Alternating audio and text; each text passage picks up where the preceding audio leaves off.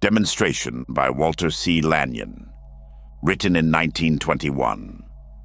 How the Master demonstrated. Since we are all followers of the Master, imitators, joint heirs, or what you will, we are striving to understand more clearly how he demonstrated the power which he not only gave to his disciples, but also passed along to us. Let that mind be in you which was also in Christ Jesus, is our authority for presuming to act as he did. And his further statement, the works that I do, ye shall do also, and even greater. If we are going to do even the works that he did, we must have a better understanding of how he did them than is generally found today. And so we come to the point, blank question, of how did Jesus demonstrate? First, he established firmly and clearly where the power of healing lay. He realized that the power was the Christ mind within him, which enabled him to speak the word which healed. He never once went outside himself for his help, for he realized that the Lord is in his holy temple, and that the temple is the body.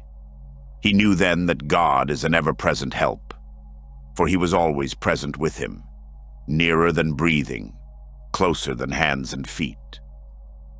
At that day ye shall know that I am in my Father, and ye in me, and I in you. Is there any ambiguity in this statement? Is there any darkness or vagueness as to the location of the power? First, then, he located his healing power as within himself. And remember, we have that same power not with us, but within us. This will be the hardest point for you to admit, for you have been believing all the while that you did not have it within you, but with you, and consequently, you had to call it into action by cooperating with it, rather than using it and speaking as one having authority. Do you disagree with me? Then what are you going to do about these statements? Who touched me was the question asked by Jesus when the woman had been healed of an issue of blood. Did he say who touched God, principle, or truth? No, he said, who touched me? For he perceived that healing had gone out from him. From him. And then again he said, it is the Father within me that doeth the work. Do you see that the Father or Christ mind is one and the same thing, and that you have that power which enables you to speak as one, having authority? Again, Jesus said to the centurion, I will come and heal him. He did not say that God would heal him, but I, which means the Father in me, or Christ mind, which is also in you. Don't you see how very close to you and powerful this all becomes, as you realize where your kingdom of heaven is, and that God is there, that the real you is, after all, the Christ mind, and it is that which doeth the work. Jesus sometimes used denials in his work, as will be seen in the case of the ruler's daughter. The maid is not dead, but sleepeth. With this he brushed aside the material law of death. He refused even to call it death. The maid is not dead, but sleepeth. Then came his powerful command, Damsel, I say unto thee, arise. Another method which Jesus used in his treatment of discord and lack was that of praise. He acknowledged the completed demonstration before it was visible to the material eye. I thank thee, Father, that thou hast heard me. And then the demonstration followed, or overflowed. So we find that one of the big factors in demonstration is praise. Praise a thing into existence. As you praise a child, it is encouraged to show more and more of itself, and finally it overcomes its fear and steps out into view. If you praise your wonderful health, your abundant wealth and happiness, you will see these things pushing up through the earth, material reasoning, and bursting into bloom in 1,001 places like crocus, through the snow, forerunners of spring, renewing, regenerating season that is at hand. If you are lame and can only walk a step or so, Remember that the power which enables you to take those steps is the same as that which enables the athlete to perform wondrous feats of skill. Praise that little manifestation of power and watch it grow. All this while you have been watering it with the burning acid, I can't. Impossible. Not for me. And the Christ mind in you, your divine self, has been pushed away into the darkest part of your mind, to be used perhaps for a few moments a day, or on Sunday. As you start praising this power which is manifesting through you, you will see that the increase is there waiting. Finally, you will be so full of praise that the power will take possession of you completely, and you will walk untrammeled and free. Are you constantly looking into your mental pocketbook and fastening the word empty or limited on it? Are you watering it too with the acid words, I cannot afford that, I am always pinched, or pushed, or limited? The little seeds of supply which you plant ever so often when you know the truth are killed by the noxious words of despair, or failure, and of limitation. These great rank weeds of materialism choke the tiny seed of hope, and it grows spindling or dries up, scorched by scathing criticism and envy, by thought of lack and lack of faith. And then you wonder after you have done your work faithfully why you don't manifest supply. To your one thought of supply, you have 100 of limitation. What chance has the single little thought matched against such a formidable enemy? You even forget to acknowledge the harvest, small though it be, when it does come, and the hope of your supply is cut off, for everything needs praise and encouragement. For the least manifestation of supply, give thanks. Praise your power to demonstrate, which is the same power Jesus used. When you see the least manifestation of health, praise it, rejoice in it, give thanks for it, and watch it spread like an overflowing river in the desert. Wave after wave of gratitude will pass over you until you feel awed in the presence of your very self, in the presence of this Christ mind, this divine self, or you, which is the power given to you in heaven, the heaven that is within you. Remember that your power to overcome is within you, for it is the Christ mind, your divine self. In substantiation of this, take your Bible and see the instances where Jesus says, I will do, etc., etc. He is our example, for power came forth from him and healed them all. This power comes from the kingdom of heaven, and you are now aware of the location of the kingdom. Great multitudes followed him, and he healed them there. And in his reply to Herod, go and say to that fox, behold, I cast out demons and perform cures today and tomorrow. Luke chapter 13, verse 32. In another place, in healing the blind, he touched their eyes and healed them.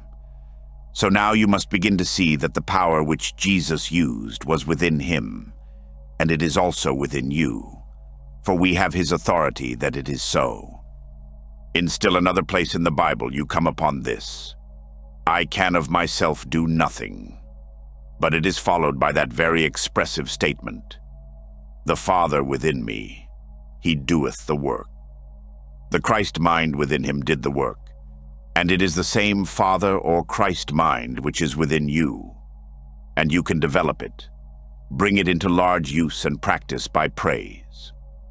Every manifestation of it you see in your daily life, be quick and ready to acknowledge, and presently you will see God, good, everywhere. In one place we read, as many as touched him were made whole, again substantiating the statement that the healing power, Christ mind, which did the work, was within him.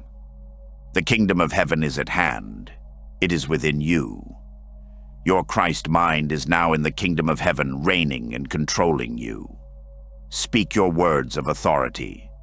Take possession of your kingdom, and use this wonderful power, which gives you dominion. In all things give thanks and praise God. Praise the God who is within your temple, for the Lord in the midst of thee is strong and mighty. I am the temple of the living God. Jesus called the body the temple. Look about you. Awake thou that sleepeth, and Christ, the Christ mind within you, will give you light. Arise and shine, for thy light has come, and the glory of the Lord has risen, been made manifest upon thee. All power is given unto you. Use it now. Fear. Do you know an elephant is afraid of a mouse? You laugh when you think of it. Do you know when a wild animal is raised with a domesticated one, that the domesticated animal often tyrannizes over the wild one? This experiment has been tried many times, and more especially in the case of the lion cub, which was raised with an ordinary pup mentioned. The lion was constantly in fear of the pup when he was little, because the pup would snip his ears sharply and would make a pass at him with his paw. As they grew up, though, the lion became terrible in strength and could have wiped the dog out of existence with one blow. Yet the dog still held sway and could send the lion skulking to the far end of the cage by growling at him. The lion did not know his strength or power. His education was false, and he lived up to it. He believed that the dog actually had power over him, and he bent to it and obeyed it. Viewing the thing, we have a feeling of pity mixed with disgust. We wonder why the lion does not assert his rights and at least defend himself. And we are very apt to say, that's what comes of ignorance. What about man? He is asked to do something in public, for instance. Immediately, the animal he has been reared with, public opinion, growls at him, and he wants to run to the far end of the cage and be quiet. In fact, he is ready to condemn himself for even having dared to try. He is the lion raised with the dog, ignorant of his strength and power. Perhaps it is a diseased thought that holds away. And when you dare to be yourself, it gives out a distress signal, and you give up and go to the corner of the cage and lie down in pain. Perhaps it is a thought of poverty which lashes you about like a slave master. But one thing's sure, whether it be fear, poverty, or sickness, it is one and the same thing: ignorance. Ignorance of your God-given authority.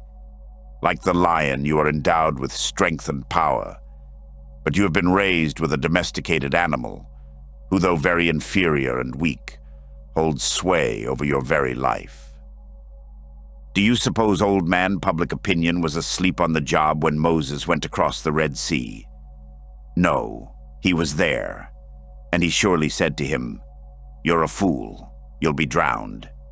You cannot walk on the water, and it's too far to swim. Why don't you surrender and go back? Slavery isn't so bad after all. The children of Israel are all ready to return to bondage." But Moses happened to be the one who had awakened to the farce of the lion and the dog. And so, he struck out. What happened? What would happen if the lion, instead of cowering in the corner when the dog barked, would reach out and hit him with his clawed paw?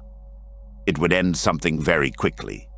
They would change places forever, and never again would he have to go cowering to the far end of the cage. Have you a little domesticated animal in your home, consciousness, that is making you step lively and causing you endless trouble? The next time he makes a pass at you, just reach out and give him one back, and see what happens. Step out in the face of doubt and fear, and the ways will part for you. Determined to reach the goal that is yours, you will see the light shining, guiding you on to your destination. Fear not.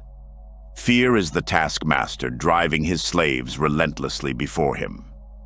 It is told in an ancient fable that the plague decided to kill an army of men. Later, after 10,000 had died, he was asked how he did it. "Don't blame me," said the plague. "I killed one man. The rest died of fright."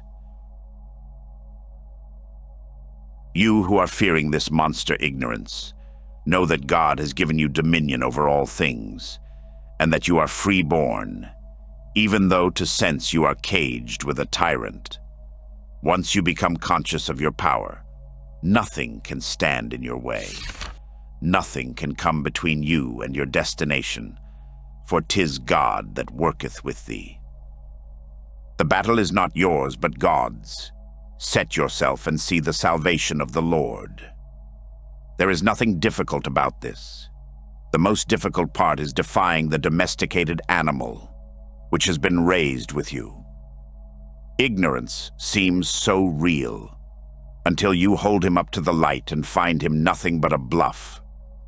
Ignorance of your God-given rights has bound you and taken from you the heritage of a king. But now has come salvation. You have decided to strike out and overcome this fear.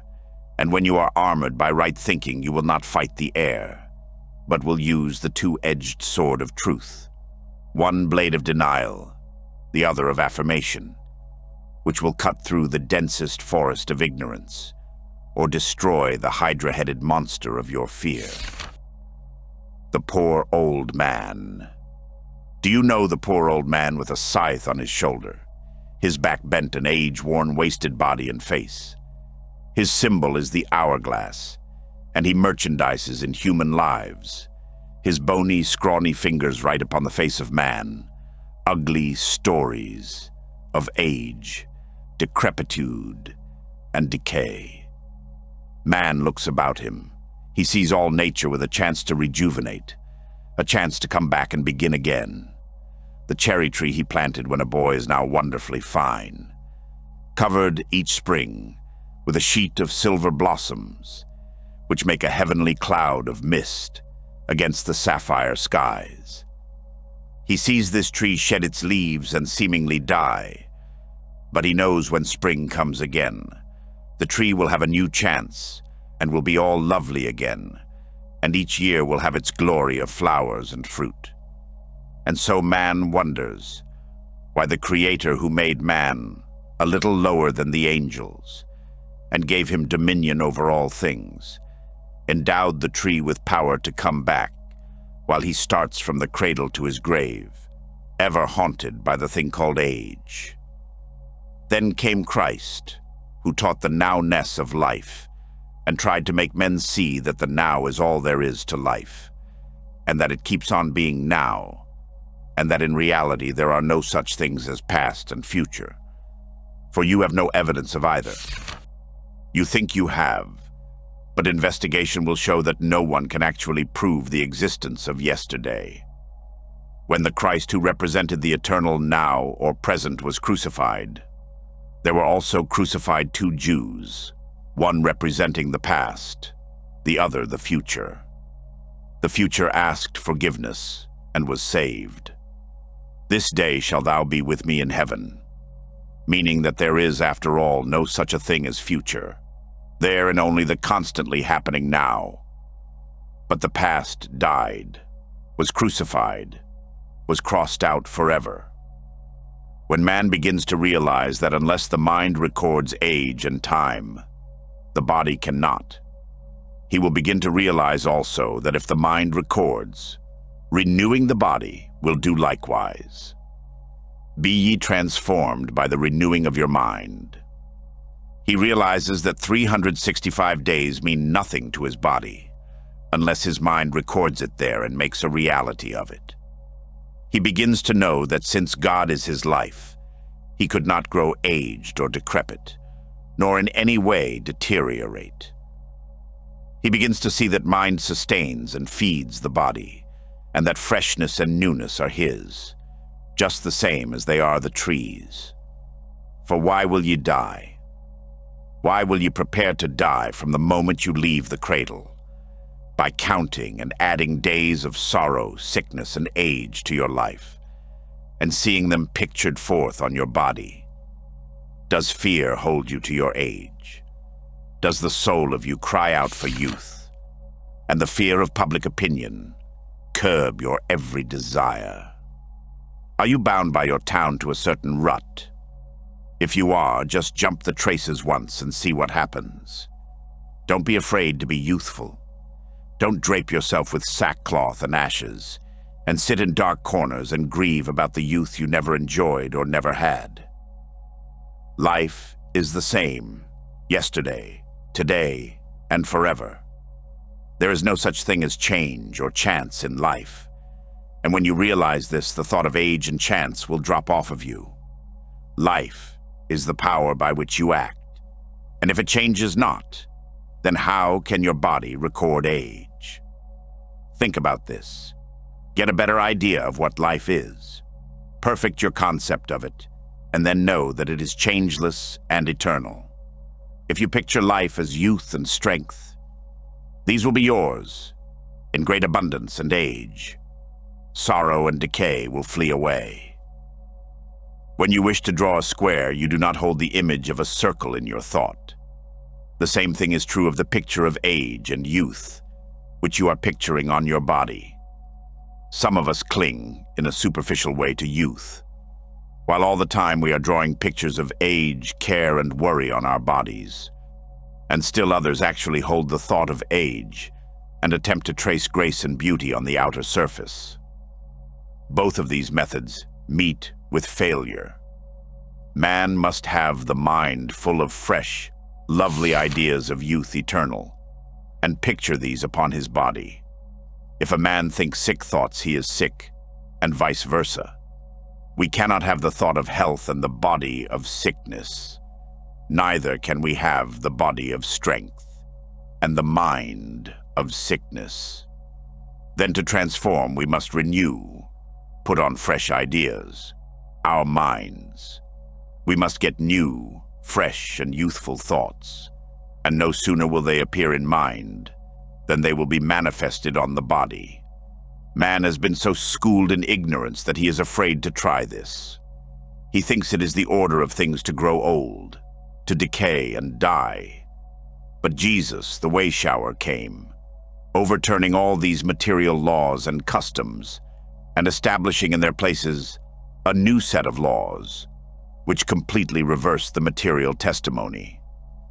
Be not afraid, only believe. God has delivered you from the strong enemy of age. He has freed you from the bondage of material belief and set you free. The angel of the Lord encampeth round about them that fear him, and delivereth them. Angels, the powerful, uplifting thoughts of God, are encamped about you, and the gift they bring to you is youth eternal. Whereas I was blind, now I see, the eyes of your understanding being enlightened. Stand fast, therefore, in the liberty wherewith Christ hath made us free, and be not entangled again with the yoke of bondage. Meet Mr. and Mrs. Upas tree. In Java lives a tree called the upas, whose exhalations are so poisonous that birds drop dead if they fly too low and catch the fumes. So virulent is its poison that all vegetation near the tree is killed, and naturally the tree stands in a desert. A self-created desert. How many people are like the upas tree? They kill out everything worthwhile in their lives, either by criticism, hatred, or some other evil thinking, and then wonder why they are not liked, why they are shunned, or why they are sick. Every high thought that passes near them is immediately killed by reason of this poisonous thinking. Did you ever meet Mr. or Mrs. Upas tree? I don't know what you mean, Mrs. Upas tree. Well, I mean someone whose thinking is just as poisonous as the Upas tree. The world has many Upas trees in it. The Upas gentleman or lady may have the most beautiful coat of gloss and look as harmless as a lamb. But if you listen to them long enough, you'll find you have been poisoned. And for days afterwards, you will be fighting the evil effects of their thoughts. Sometimes they come to you, and in the sweetest manner possible discourage you by picturing other situations similar to yours, which have been utterly hopeless. And sometimes they talk in a general way about conditions and hard times, until all the world looks as though it was in the grip of the relentless slave master, poverty. They tell you that business is rotten, that there are no hopes for a better time, that we are facing the worst times we have ever seen. And then they leave you in the chaotic world they have created to get out of it the best way possible. But the upas tree has its Waterloo, defeat, just like everything else. There is something which is proof against its poison, and that is the man who knows how to reverse the lie as fast as it is presented to him. When Mr. Upas meets him and says an epidemic of disease has started eastward and is sure to reach you within a given time, he reverses the lie and knows that the only thing that can reach anyone is the thought of God, who is the only thinker and who is eternally thinking. He knows that man is the consciousness of God, and therefore is conscious only of what God is. He knows that it is utterly impossible for man to fall from his high estate, or deviate one iota from the place into which he has been thought by the one thinker. And so he meets the oncoming epidemic with the two-edged sword of denial and affirmation. Finally, with greatest love, he hews to the ground the old poisonous tree, and in its place the new tree comes forth. A tree is known by its fruits, and as with a tree, so with a man. If he is good, his fruits and shade are good. The serpent, mortal mind, bids us taste of the fruit of the upas tree. It bids you eat and be wise, but the penalty in so doing is a wiseness which is foolishness in the sight of God, and which is the knowledge of matter and the evils inherent to it. For to be carnally minded is death. When we think carnally and dwell upon sin, sickness, and limitations, we are already dead to everything that is worthwhile. But we are told to lay hold on life eternal. Lay hold on it. What does that mean? It means to think spiritually, for to be spiritually minded is life.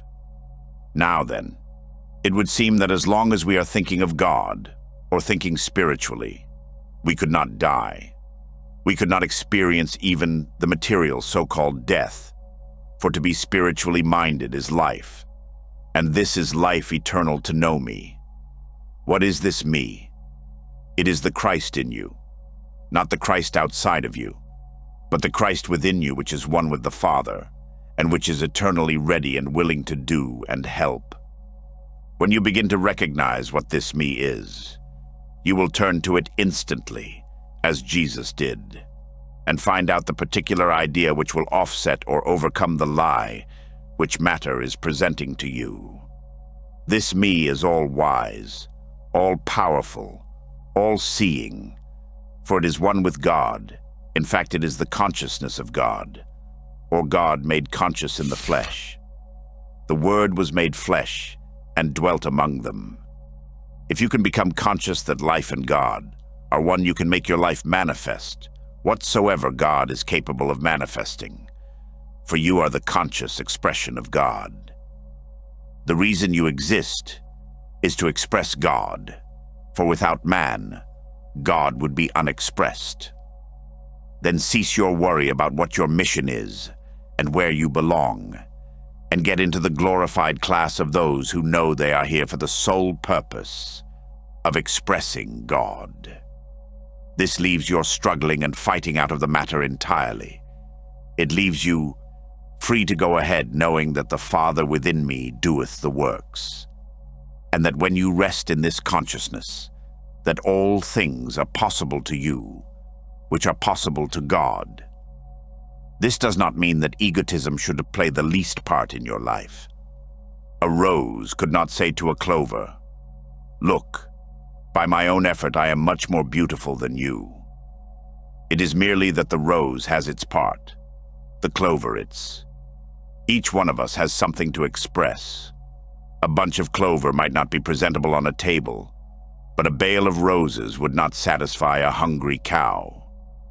Thus, each is beautiful in its particular sphere. Now, Jesus said, "Whosoever would save his life shall lose it," and vice versa. This is exactly what is meant when we get rid of the merely limited personal idea of life and intelligence apart from God. Jesus recognized this at once. He realized that he did not have any life to lose, that life was infinite and eternal, and could neither be lost, sick, nor sinning, because God was his life. If a friend have an idea that he has some life which is his very own, stored up in a material body, he immediately finds that the harder he tries to save it, the sooner he loses it. Compare the number of operations of the rich as compared with the poor. It is a common saying that a certain person is too poor to have an operation.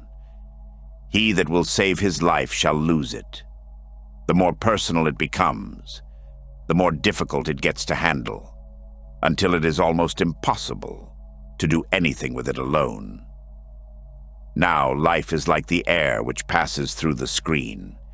It is infinite and eternal, and cannot for a moment be deprived of any of the qualities which belong to it. Whosoever liveth and believeth on me shall never see death. The opportunities for life eternal are many. Every inducement is offered, even those who are willing to believe. If a man keep my words, he shall never see death. Where is he to keep these words? In a book on the shelf for Sunday use? Or does he keep them in his heart and use them, not only for a few moments daily, but every time the lie comes up, whether it be personally experienced or brought to his mind by another? He is going to keep the words, not break the law, in his heart, and use it daily and hourly. Now your body is the temple of the living God, as Jesus said, and it should be cleansed to receive the new idea. For we do not put new wine into old bottles, else both be lost. When we realize that the spiritual life can only live in a pure, clean temple, then we set to work cleansing and driving out of the temple of consciousness anything which maketh a lie. One good thing to assist the poor, struggling body, which has been blamed with so many cares, diseases, and limitations, is to forgive it. Neither do I condemn thee. Go and sin no more. Release the mortal body from its bondage, and it will disappear from your thought. It will drop out of the whole field of action. The psalmist said, I am fearfully and wonderfully made. And so when we begin to realize that our body is the temple of God, we become fearfully and wonderfully made. We become powerful and vigorous beyond all words. We expand, as it were, into new and unknown parts of our temple and find untried members waiting for expression. We find our temple the meeting place of the 12 disciples, each representing a spiritual function, and each one doing his work well, because the Lord of the temple is there.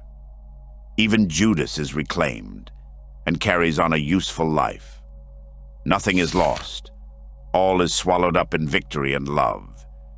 And as our temple expands and the borders of our tent are enlarged, we find that unconsciously others are drawn to us.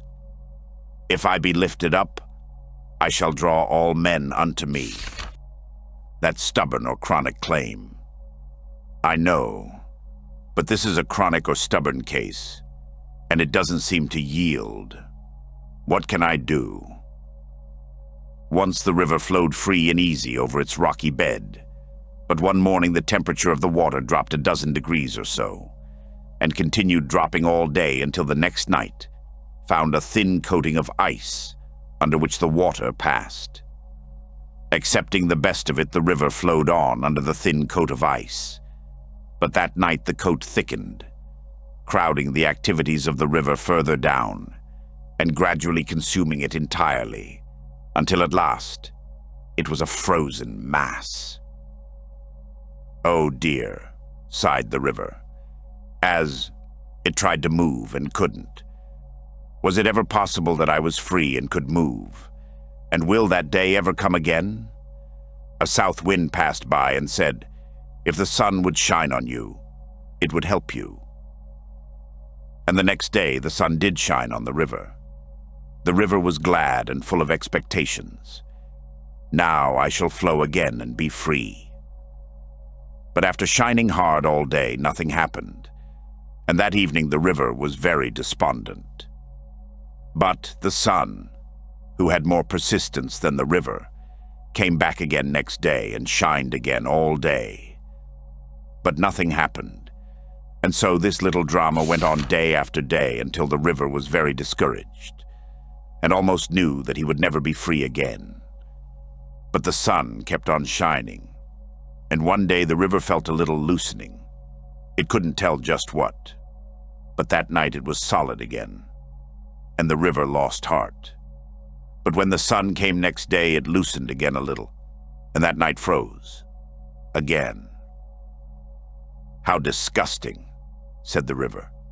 "Every bit of gain I make, I immediately lose." But the sun kept shining, and at last the gain made was permanent. And finally the ice broke up into great chunks and floated away so swiftly that the river was all aquiver. How easily it had all departed. So with the obstinate or chronic case. The first day's treatment may not melt the ice, nor the second day's, nor the third. And at night, in doubt or anxiety, it may freeze up again. But when faithfully followed and the sunlight of love is applied untiringly, the change takes place. Judge not from appearances. Neither the first nor the last day's sun melted the river. It took them both and all the days in between to overcome the condition which had been growing and intensifying itself for months or years. It took 7 times around the walls of Jericho to reduce them to dust. And who will say which was the most effective trip, the first or the last? Spiritually, man is already free, and if he can get this established in his mind firmly, hold to it regardless of appearances, finally it will become flesh and dwell with him. Consider the movie screen. When you enter a motion picture show and find it dark, you think, "This is right. It is as it should be." For you know that in order for the picture to show to its full strength, the screen and room must be dark. Presently, a title is thrown on the screen. You read and see that a tragedy is about to be played, and a blood-curdling plot is pictured. You see all the horrors brought to light. You see suffering of the most intense kind, and conditions that are harrowing. Then, the screen goes dark. The next picture may be a comedy or a melodrama, where passion and love have a hand, and then the screen goes dark again, until the next picture is thrown upon it, and so on. Mortal mind sits in the projecting room of the world, and throws upon mortals his various plays. Some of them perhaps interesting, but all of them vicious. Many of them loathsome and disgusting. Yonder goes a man upon whose consciousness is thrown the picture of sickness, upon another dishonesty, on another hatred, and so on, through the category of mortal mind qualities. If you bring a light behind the screen in the picture shown, the picture cannot be shown. Only a soft white silver screen appears, unharmed or marred by the ugly pictures which have been thrown upon it. The worst tragedy has not even left a trace of its terror. The light has come and explained away the images of darkness and fear. There is a light in man, which he can let shine, which will make his consciousness so white and shining that the records of mortal mind cannot be projected upon him. They may try to appear, but are blinded and destroyed by light. This is the consciousness which is spiritual and forever perfect, and when we come to realize what it is, and how to attain it, we are not afraid of the sudden shafts of wrong, or hatred, or sickness. Keeping your mind full of love, nothing else can enter, nothing else can be projected upon your consciousness, and you are free. The huge wave, with its load of seaweed and refuse, may break on the stem rock and, for a moment, cover it entirely. But when the tide subsides, it leaves no trace. So when error, with its waves of sin, sickness, and death, break upon the right-thinking man, it leaves no trace. His mind is the light which is placed upon a hill and cannot be hid. No matter what picture the world has thrown upon you, when you come to the right-thinking consciousness, you realize that it never touched you, never left its marks upon you. You find that you have a clear white sheet upon which to inscribe what you will. When you realize that the light is within and not from without, you will see that when the Prince of Darkness comes, he finds nothing in you. There is no place for him to record his hateful pictures, and though he may try to the limit to throw them upon you, you stand blazing forth the light, denying and affirming, until the prince finds nothing in you and retires into outer darkness. If upon your body a picture of tragedy has been thrown, bring the light to your screen, your consciousness, and know that as the movie screen is not affected by the hideous pictures which fall upon it, so your body, though it has been the screen of terrifying pictures, is just as free. The picture leaves no trace on the screen, neither does the evil thought that is removed. Again, returning to the illustration. As we watch the picture, we see the heroine in distress. We see murder and havoc. But in reality, we know that it is all acting, and that just outside of the picture stands a band of cameramen and electricians, watching the whole thing with interest, but without distress.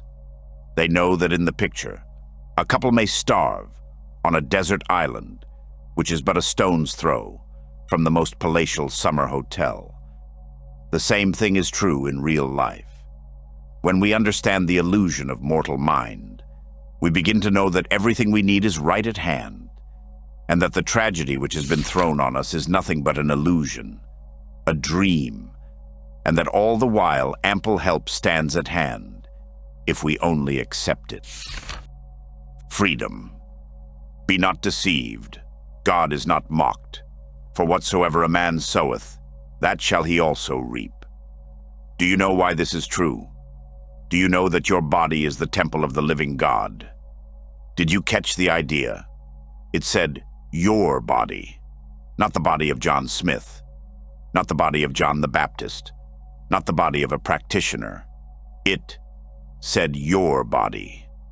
That brings the situation pretty near home, doesn't it? It makes the keeper of the temple right at hand to correct and punish all offenses. That's why you cannot escape the penalty, for the Lord of hosts is there, and he will rule with a rod of iron. The rod of iron becomes a soft feathered wing when we are in obedience to the law.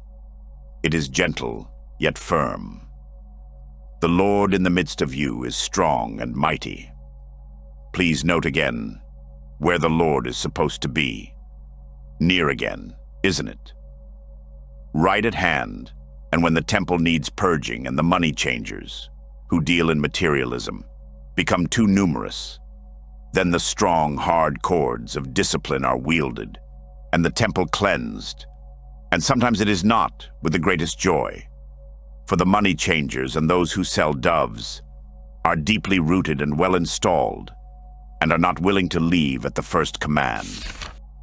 Do you realize when you become conscious of your body as the temple of the living God, that you will have the control over it that Jesus had, and that material man or thought cannot injure or destroy it? Do you know that if you sit quietly and realize that the Lord in the midst of me is strong and mighty, that you will feel the very presence of him? And this is what we call practicing his presence. This is what we do when we feel after him. This is what Jesus did when he turned within and said, I and my Father are one.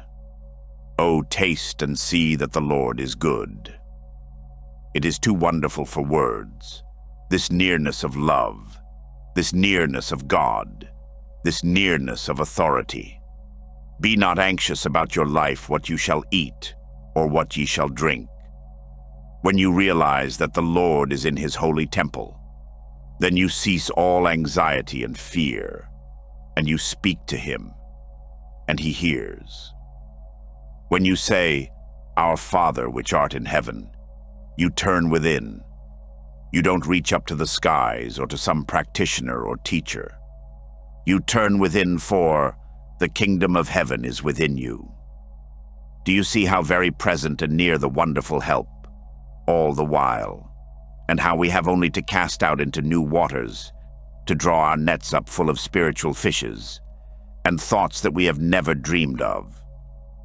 When you realize that the great teacher, infinite intelligence, is within your consciousness, then you shall receive your instructions direct, and shall not need to run hither and thither for a teacher, nor ask some personal opinion, but you shall ask the Father within, in all confidence, and the Father who heareth you in secret shall answer you openly. The Word shall become flesh and dwell among you. This is all possible. It is all here and now, ready and waiting. Oh, taste and see that the Lord is good. So near, so simple, so easily attained that we go stumbling on over creed, ritual, dogma, even after we think we are liberated from these beliefs. When he, the Spirit of truth, is come, he shall guide you into all truth. When you realize that God is in the midst of you, that your body is the temple of the living God, then you will ask guidance, not of an outsider, but from the Spirit of truth which is come in you, and which will guide you into all truth. What more could you want? Who could do more for you? No one. You have now reached the very fountainhead of substance and supply, and you can lave, wash in its depths, and drink and be satisfied.